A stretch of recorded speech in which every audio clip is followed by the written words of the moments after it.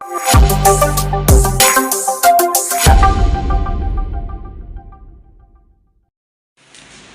Mass മോട്ടോഴ്സിൽ നിന്നാണ് Honda Grazia വണ്ടി ജന സർവീസായിട്ട് നമ്മൾ കയറ്റിയിട്ടുള്ളത്. സർവീസിൻ്റെ ഭാഗമായിട്ട് നമ്മൾ വണ്ടി ട്രയൽ അടിച്ചു, ടെസ്റ്റ് ഡ്രൈവ് റോഡ് ടെസ്റ്റ് നടത്തുന്ന സമയത്ത് നമുക്ക് ആ വണ്ടിക്ക് സൈഡ് വലിവ് കാണിക്കുന്നുണ്ട്. വണ്ടി നമ്മൾ ഹാൻഡിലുമേന്ന് കൈ ജസ്റ്റ് ഒന്ന് എടുത്താൽ അപ്പോൾ തന്നെ വണ്ടി ലെഫ്റ്റ് സൈഡിലേക്ക് പോകുന്നുണ്ട്. അത് ഫ്രണ്ട് ഫോർക്കുമായി ബന്ധപ്പെട്ട് വന്ന കംപ്ലയിൻ്റ് ആണ്. ഓടിച്ചു നോക്കുമ്പോൾ അങ്ങനെ ഒരു കംപ്ലയിൻ്റ് നമ്മുടെ ശ്രദ്ധയിൽപ്പെട്ടിരുന്നു കേട്ടോ. പിന്നെ നമ്മൾ സർവീസുമായി ബന്ധപ്പെട്ട് ബാക്ക് ബ്രേക്കൊക്കെ ചെക്ക് ചെയ്യാൻ വേണ്ടിയിട്ട് അയച്ചായിരുന്നു. ബ്രേക്ക് ലൈൻഡറൊക്കെ നോക്കുമ്പോൾ കമ്പനി ലൈൻഡറാണ്, നമുക്ക് കുറേ കൂടി ഉപയോഗിക്കാനൊക്കെ ഉണ്ട്. ക്ലീൻ ചെയ്ത് റീസെറ്റ് ചെയ്താൽ മതി. ബ്രേക്ക് ക്യാമൊക്കെ ഒന്ന് അഴിച്ച് ഗ്രീസ് ചെയ്ത് റീസെറ്റ് ചെയ്യാം. അതേപോലെ തന്നെ ഈ ബ്രേക്ക് ക്യാമിൻ്റെ ഈ പ്ലേ ഉള്ളതാണ് ചെറിയൊരു സൗണ്ട് വേരിയേഷൻ, ഒരു വൈബ്രേഷൻ സൗണ്ട് ബാക്ക് സൈഡിൽ തന്നെ. അപ്പോൾ അതൊന്ന് ക്ലിയർ ചെയ്തിട്ടേക്കാം. ബാക്കിലത്തെ ടയറും അത്യാവശ്യം ഉപയോഗിക്കാനുണ്ട്. അപ്പോൾ ഒന്ന് ക്ലീൻ ചെയ്ത് ഹബ്ബൊക്കെ ഒന്ന് ക്ലീൻ ചെയ്ത് നമുക്ക് റീസെറ്റ് ചെയ്യാം. പിന്നെ എയർ ഫിൽറ്റർ ക്ലച്ചിൻ്റെ ഭാഗം നമ്മൾ ചെക്ക് ചെയ്യാനുണ്ട്. എയർ ഫിൽറ്ററൊക്കെ നമ്മൾ അഴിച്ച് നോക്കുമ്പോൾ കമ്പനി ഫിൽറ്റർ തന്നെ കിടക്കണേ, ഒറിജിനൽ ഫിൽറ്റർ തന്നെയാണ്. വലിയ പഴക്കമൊന്നും ആയിട്ടില്ല, കുറച്ച് പൊടിയൊക്കെ ഉണ്ട്. അതൊക്കെ നമുക്ക് തുടച്ച് ക്ലീനാക്കി റീസെറ്റ് ചെയ്യാം. അതേപോലെ തന്നെ ക്ലച്ച് യൂണിറ്റിൻ്റെ ഭാഗവും നമ്മൾ അഴിച്ചിട്ടുണ്ട്.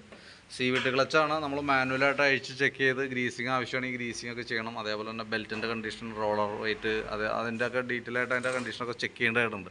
അതിന് വേണ്ടിയിട്ട് അഴിച്ചതാണ്. നിലവിൽ പറയത്തക്ക ഓയിൽ ലീക്ക് കാര്യങ്ങളൊന്നുമില്ല. ക്രാങ്ക് ഷാഫ്റ്റിൻ്റെ ആയാലും ക്ലച്ച് ഷാഫ്റ്റിൻ്റെ ആയാലും സൈഡിൽ നിന്ന് ഓയിൽ ലീക്കൊന്നുമില്ല. Variator body, boss drive, roller അടങ്ങുന്ന യൂണിറ്റാണത്. നോർമൽ സാധാരണ തേമാനങ്ങളൊക്കെ ഉള്ളൂ. ക്ലച്ച് യൂണിറ്റ് ആയാലും ക്ലച്ച് വെയിറ്റ് സെറ്റ് വരുന്ന യൂണിറ്റാണ്. വർക്കിംഗ് ഒക്കെ ഓക്കെയാണ്, വേറെ പ്രോബ്ലമില്ല. ക്ലച്ച് ഔട്ടർ യൂണിറ്റ് ആയാലും കംപ്ലയിൻ്റ് ഒന്നുമില്ല കേട്ടോ.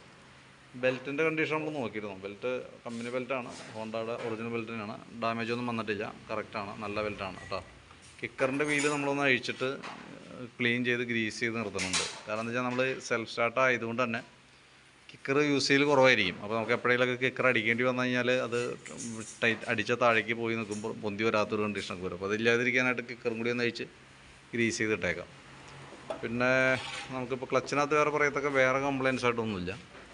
പിന്നെ നമുക്ക് ഈ ഭാഗത്തേക്ക് വരുമ്പോഴത്തേക്കും എഞ്ചിൻ ഹെഡിൻ്റെ ഭാഗത്ത് വേറെ ലീക്കേജ് കാര്യങ്ങളൊന്നുമില്ല. ആക്സിലേറ്റർ കേബിളിൻ്റെ ഭാഗം നമ്മൾ ചെക്ക് ചെയ്യുന്ന സമയത്തുണ്ടല്ലോ, ആക്സിലേറ്റർ കേബിളിന് പ്ലേ കുറവായിട്ട് കാണുന്നുണ്ട്. അപ്പോൾ ഞാൻ തൽക്കാലം ഇവിടെ ഒന്ന് അഡ്ജസ്റ്റ് ചെയ്തിടാം, ഒരല്പം പ്ലേ കാണിക്കുക. കാരണം വെച്ചാൽ ഇത് BS6 മോഡൽ ആയതുകൊണ്ട് തന്നെ നമുക്കിതിന് 2 കേബിൾ വരാം. താരതമ്യേന കേബിൾ കംപ്ലയിൻ്റ് ഉള്ളതാണ്. അതായത് മാറ്റുമ്പോൾ 2 കേബിളും കൂടി മാറ്റേണ്ടതായിട്ട് വരും. അതിൻ്റെ ഒരു പ്രാരംഭ ലക്ഷണമാണ് ഈ കാണിച്ചാണ്. ഇവിടെ ഒട്ടും പ്ലേ കാണിക്കുന്നില്ല, തിരിച്ചു കഴിഞ്ഞാൽ ഒട്ടും പ്ലേ ഇല്ലാത്തൊരവസ്ഥയാണ്. കുറേ കൂടി കഴിയുമ്പോൾ തന്നെ ഇത് ടൈറ്റ് കാണിക്കാനായിട്ട് കൊടുക്കും. അതില്ലാതിരിക്കാനായിട്ട് ഒരല്പം പ്ലേ ആക്കിയിട്ടേക്കാം. കൂടുതലായിട്ട് പ്രശ്നമാണെങ്കിൽ കേബിളൊക്കെ മാറ്റേണ്ടി വരും. അപ്പോൾ ഈ തൽക്കാലം ഈ സർവീസിലേക്ക് നമുക്ക് അഡ്ജസ്റ്റ് ചെയ്തിടാവുന്ന രീതിയിൽ ചെയ്തിട്ടേക്കാം കേട്ടോ. പിന്നെ ബാറ്ററി നമ്മളൊന്ന് ചെക്ക് ചെയ്ത് നോക്കുന്നുണ്ട്. ബാറ്ററി നമുക്ക് 6 വോൾട്ടിൻ്റെ ബാറ്ററി, 6 ആംപിയറിൻ്റെ ബാറ്ററി വണ്ടി ഇരിക്കുന്നത്. 12 വോൾട്ട് 6 ആംപിയർ കേട്ടോ. അപ്പോൾ ഞാൻ അതിൻ്റെ വോൾട്ട് കാര്യങ്ങളൊക്കെ ഒന്ന് ചെക്ക് ചെയ്യുന്നുണ്ട്. ബാറ്ററിയുടെ ടെസ്റ്റും കൂടി നടത്തുന്നുണ്ട്. നമുക്കിതുമേ ഇരിക്കുന്നത് ടാറ്റ ഗ്രീൻ്റെ ബാറ്ററിയാണ്. നമ്മൾ ബാറ്ററി ടെസ്റ്റിലേക്ക് കൊടുക്കുന്നുണ്ട്. ബാറ്ററി വോൾട്ടൊക്കെ നോക്കുമ്പോൾ നമുക്ക് 12.5 വോൾട്ട് കിട്ടുന്നുണ്ട്. 12.686 ആ റേഞ്ചിലൊക്കെ വോൾട്ട് വന്നുണ്ട്. ബാറ്ററിയുടെ സ്റ്റാറ്റസ് എങ്ങനെയാണ്, ബാറ്ററിയുടെ ലൈഫ് എന്ന് അറിയാൻ വേണ്ടിയിട്ട് നമ്മൾ ടെസ്റ്റിലേക്ക് കൊടുത്തിട്ടുണ്ട്. ടെസ്റ്റിലേക്ക് കൊടുക്കുമ്പോൾ ഇവിടെ നമുക്ക് ഓൾറെഡി കംപ്ലയിൻ്റ് ആയിട്ടാണ് കാണിക്കുന്നത് കേട്ടോ. ഇവിടെ ചുവന്ന ലൈറ്റാണ് തെളിഞ്ഞ് നിൽക്കുക. ഡാമേജ് എന്നുള്ള രീതിയിലാണ് കാണിച്ചേക്കണേ. വണ്ടി വന്നപ്പോൾ ഉള്ള ബാറ്ററിയാണ്. നമുക്കിപ്പോൾ സെൽഫിൻ്റെ കംപ്ലയിൻറ്റ് ഇപ്പം നിലവിലൊന്നും ഇല്ലെങ്കിൽ പോലും എപ്പോൾ വേണമെങ്കിലും സെൽഫിൻ്റെ പ്രോബ്ലം കാണിക്കാം. സെൽഫിൻ്റെ കംപ്ലയിൻറ്റ് സെൽഫ് എടുക്കാനായിട്ട് ബുദ്ധിമുട്ട് കാണിച്ചു കഴിഞ്ഞാൽ ഓക്കെ ബാറ്ററി ആണെന്നുള്ള ദിവസം മനസ്സിലാക്കാം. ഇപ്പോൾ നമുക്ക് മാറ്റേണ്ട ആവശ്യമില്ല. പക്ഷേ ഓൾറെഡി ചെക്കിങ്ങിൽ കംപ്ലയിൻറ്റ് കാണിക്കുന്നുണ്ട് കേട്ടോ. അതൊന്ന് അറിഞ്ഞു വയ്ക്കുക, അറിയാൻ വേണ്ടി പറഞ്ഞെന്നുള്ളൂ. പിന്നെ അതേപോലെ തന്നെ ഫ്രണ്ടിലേക്ക് വരുമ്പോഴത്തേക്കും ഫ്രണ്ട് ടയറൊക്കെ പുതിയ പുത്തൻ ടയറാണ്, വേറെ കുഴപ്പമൊന്നുമില്ല.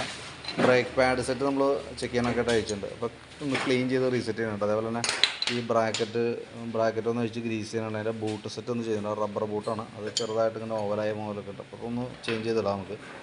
നിലവിൽ അതാണ് ഫ്രണ്ടുമായി ബന്ധപ്പെട്ട് വന്നിട്ടുള്ളൂ.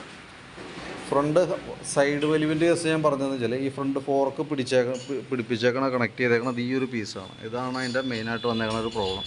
നിങ്ങൾക്ക് കംപ്ലയിൻറ്റ് കിട്ടിയിട്ടുണ്ടോ നിങ്ങൾ നിങ്ങൾക്ക് ആ കംപ്ലയിൻറ്റ് നിങ്ങൾക്ക് ഫീൽ ചെയ്തിട്ടുണ്ടോ എന്നുള്ള കേസ് അറിയില്ല. നിലവിൽ വണ്ടി ചെക്ക് ചെയ്യുന്ന സമയത്ത് കംപ്ലയിൻ്റ് ഉണ്ട്. അത് കൃത്യമായിട്ട് നമുക്ക് അറിയാനായിട്ട് നമ്മൾ ശ്രദ്ധിക്കേണ്ടത്, വണ്ടി ഇച്ചിരി ഏകദേശം ഒരു 10-40 കിലോമീറ്റർ വേഗത്തിലൊക്കെ പോകുമ്പോൾ ജസ്റ്റ് നമ്മൾ കൈ ഒന്ന് രണ്ടൊന്ന് റിലീസ് ചെയ്യാനായിട്ട് ശ്രമിച്ചാൽ തന്നെ വണ്ടി പെട്ടെന്ന് വിത്തിൻ സെക്കൻഡുകൾക്കുള്ളിൽ വണ്ടി ലെഫ്റ്റ് സൈഡ് എടുക്കും. നമ്മൾ കൈ അതിൽ എടുക്കുന്ന ആ സെക്കൻഡിൽ വണ്ടി ലെഫ്റ്റ് എടുത്ത് പോകുന്നുണ്ട്. അത് ആ ഫോർക്കിൻ്റെ അലൈൻമെൻറ്റുമായി ബന്ധപ്പെട്ട് വരുന്ന കംപ്ലയിൻ്റ് ആണ് കേട്ടോ. അത് സാധാരണ രീതിയിൽ കംപ്ലയിൻറ്റ് വരാമെന്ന് പറഞ്ഞാൽ നമ്മളിപ്പോൾ ഇച്ചിരി ഒരു ശക്തമായിട്ട് ഈ ഫ്രണ്ട് വീല് ചെന്ന് ഏതെങ്കിലും ജസ്റ്റ് ഒരു മതിലും ഇടിക്കുക അല്ലെങ്കിൽ വണ്ടിയും ഇടിക്കുക, എന്തെങ്കിലും നല്ല എഫക്റ്റീവായിട്ട് ഇവിടെ ഒരു ഇടി കിട്ടിയാൽ മതി. കാരണം ഇത് സൈസ് ലോങ് സൈസ് T4 ആയതുകൊണ്ട് ലിവറേജ് കൂടുതലാണ്. അപ്പോൾ അടി കിട്ടുന്ന ആ സെക്കൻഡിൽ അവിടെ ചെറുതായിട്ട് അലൈൻമെൻറ്റ് ബെൻഡായി കൊടുക്കാറുണ്ട്. അങ്ങനെ എന്തെങ്കിലും ആവാം. അതല്ലാതെ പ്രത്യേകിച്ച് ഇത് എന്തെങ്കിലും ഫോർക്കുമായി ബന്ധപ്പെട്ട കംപ്ലയിൻ്റ് ആണ്. അത് നിങ്ങൾക്ക് കംപ്ലയിൻറ്റ് കിട്ടിയിട്ടുണ്ടോ എന്നുള്ള അറിയില്ല, ശ്രദ്ധിച്ച് നോക്കിക്കോ. അങ്ങനെ ഒരു കംപ്ലയിൻ്റ് ഉണ്ട്. പിന്നെ നമുക്ക് അതിൻ്റെ ഈ സൈഡിൽ ലെഫ്റ്റ് സൈഡിൽ പറഞ്ഞാൽ ഈ കവറൊക്കെ ഓൾറെഡി പൊട്ടിയിരിക്കണം കേട്ടോ. പൊട്ടിയിട്ട് ഇവിടെ അതേ ടേപ്പ് ഇതൊക്കെ വെച്ച് ഒട്ടിച്ചിട്ട് വെച്ചിട്ടുണ്ട്. വേസ്റ്റൊക്കെ വെച്ചിട്ട് പശ വെച്ച് ഒട്ടിച്ചേക്കണതാണ്. ഇവിടെ പൊട്ട് വീണിരിക്കുന്നുണ്ട് കേട്ടോ. സൈഡ് സ്റ്റാൻഡിൻ്റെ ഈ ഭാഗത്ത് തന്നെ ഈ കവർ ഇത്രയും ഭാഗം പൊട്ടിയിരിക്കണതാണ് ഈ കാണുന്നത്. ഈ സൈഡും ചെറിയൊരു സ്ക്രാച്ച് കാര്യങ്ങളൊക്കെ ഉണ്ട്. ഈ ഗ്രാസിയാന്ന് ഏരിയ ഇപ്പോൾ അതിൻ്റെ ഇവിടെ ഉരച്ചിലൊക്കെ വന്നിട്ടുണ്ട് സൈഡ്. പിന്നെ നമുക്ക് കൂട്ടത്തിൽ നമ്മുടെ ടയർ പ്രഷർ കാര്യങ്ങൾ, ടയറിനകത്ത് എയറിൻ്റെ പ്രഷർ കാര്യങ്ങളൊക്കെ നമ്മളൊന്ന് ചെക്ക് ചെയ്യും. അതിൻ്റെ ബ്രേക്ക് സ്വിച്ചുകൾ, ഫോൺ സ്വിച്ച്, ലൈറ്റുകൾ, അതെല്ലാം കൂട്ടത്തിൽ നമ്മൾ ചെക്ക് ചെയ്ത് കൊടുക്കുന്നുണ്ട്. എൻജിൻ ഓയിൽ നമ്മൾ ലെവൽ നോക്കിയിരുന്നു. നമുക്ക് ശരിക്കും പറഞ്ഞാൽ ഒരു 1400 കിലോമീറ്ററും കൂടി ഓടാനായിട്ടുള്ള ടൈമുണ്ട്. കാരണം കിലോമീറ്റർ ആയിട്ടില്ല മാറ്റാനായിട്ട്.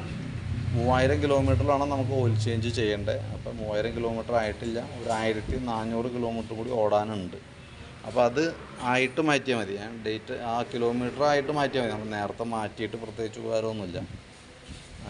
ആ കിലോമീറ്റർ ഓടിയിട്ട്. അപ്പോൾ സാധാരണ ശരിക്കും പറഞ്ഞാൽ ഓട്ടം കുറവൊക്കെ ആണെന്നുണ്ടെങ്കിൽ അടുത്ത സർവീസ് വയ്ക്ക് ആകുമ്പോഴത്തേക്കാണ് ഈ പറഞ്ഞ 1400 കിലോമീറ്ററൊക്കെ ആവാൻ സാധ്യതയുള്ളൂ. അതല്ലെങ്കിൽ തന്നെ ഒന്ന് ഓർമ്മയിൽ വെച്ചേക്കാം. ഏകദേശം ഒരു 1400 കിലോമീറ്റർ കൂടി ഓടി കഴിഞ്ഞിട്ട് മാറ്റിയാൽ മതി.